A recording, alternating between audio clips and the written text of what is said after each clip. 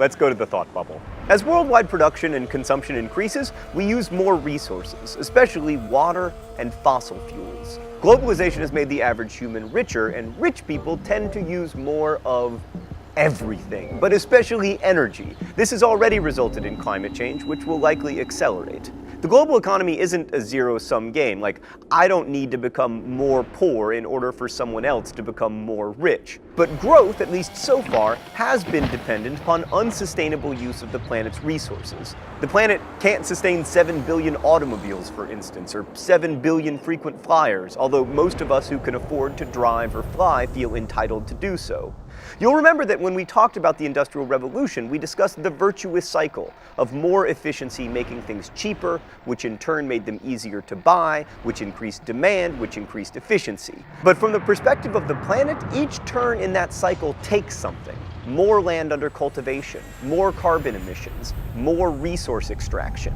That can't go on forever, but worryingly, our current models of economic growth don't allow for any other way. Thanks, Thought Bubble. And then there is our astonishingly robust health. Although much of the world has been ravaged by HIV/AIDS for the past 3 decades, there's been a relative lack of global pandemics since the 1918 flu. And that's particularly surprising given increased population density and more travel between population centers. China has seen 150 million people leave the countryside for cities in the last 20 years. This was Shanghai in 1990.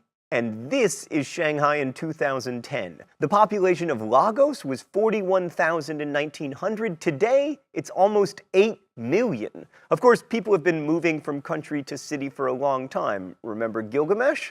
But the pace of that change has dramatically accelerated. Similarly, there's nothing new about international trade, but its pace has also increased dramatically. In 1960, trade accounted for 24% of the world's GDP. Today, it's more than doubled that. Almost no human being alive today lives with stuff only manufactured in their home country. But 1,000 years ago, only the richest of the rich could benefit from the Silk Road. Still, trade isn't new, and while it's tempting to say that the types of goods being traded, pharmaceuticals, computers, software, financial services, represent something wholly new, you could just as easily see this as part of the evolution of trade itself. At some point, silk was seen as a new trade good. As tastes change and consumers become more affluent, the things they want to buy change. So is anything really different, or is it all just accelerated? Well, some historians argue that an economically interdependent world is much less likely to go to war. And that may be true, but increasing global cultural and economic integration hasn't led to an end to violence. I mean, we've seen large-scale ethnic and nationalistic violence from Rwanda to the former Yugoslavia to the Democratic Republic of Congo to Afghanistan. Globalization has not rid the world of violence. But there is an ideological shift in the age of globalization that does seem pretty new, and that's the turn to democracy. Now, this isn't the limited democracy of the ancient Greeks or the quirky republican system originally developed in the US. There are almost as many kinds of democracies as there are nations experiencing democracy. The fact is, however, that democracy and political freedom, especially the freedom to participate in and influence the government, have been on the rise all over the world since the 1980s, and especially since 1990. For instance, if you looked at the governments of most Latin American countries during most of the 20th centuries, you would usually find them ruled by military strongmen. Now, with a couple of exceptions, Fidel, Hugo. Stan, are they behind me right now? Because if they're behind me, I am in favor of collectivizing oil revenue and distributing it to the poor. If they're not behind me, that's a terrible idea. Right, but anyway, democracy is now flourishing in most of Latin America. Probably the most famous democratic success story is South Africa, which jettisoned decades of apartheid in the 1990s and elected former dissident Nelson Mandela as its first black president in 1994. It also adopted one of the most progressive constitutions in the world, but it's worth remembering that democracy and economic success don't always go hand in hand as much as some Americans wish they would. Many new African democracies continue to struggle. The same is true in some Latin American countries, and China has shown that you don't need democracy in order to experience economic growth. But for a few countries, especially Brazil and India, the combination of democracy and economic liberalism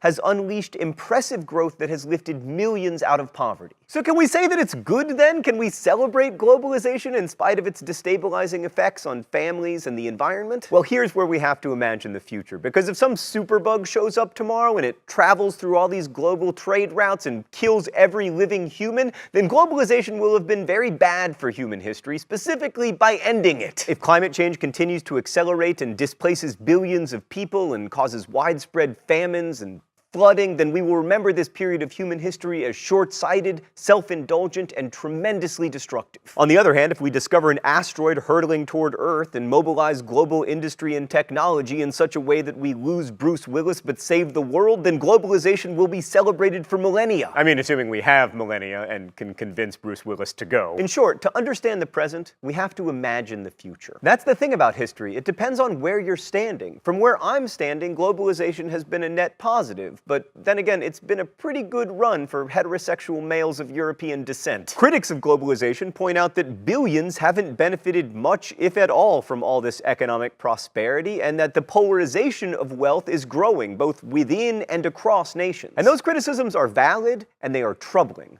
But they aren't new. Disparities between those who have more and those who have less have existed pretty much from the moment agriculture enabled us to accumulate a surplus. At some times, this inequality has been a big concern, as it was with Jesus and with Muhammad. At other times, not so much. Inequalities are as old as human history, and almost as old is the debate about them. One thing that is new, however, is our ability to learn about them, to discuss them, and hopefully to find solutions for them together as a global community that is better integrated and more connected than it has ever been before. Because here's the other thing about history. You are making it. That old idea that history is the deeds of great men, that was wrong. Celebrated individuals do shape history, but so do the rest of us. And while it's true that many historical forces, malaria, meteors from space, aren't human, it's also true that every human is a historical force. You are changing the world every day, and it is our hope that by looking at the history that was made before us, we can see our own crucial decisions in a broader context. And I believe that context can help us make better choices and better changes. Thanks for watching.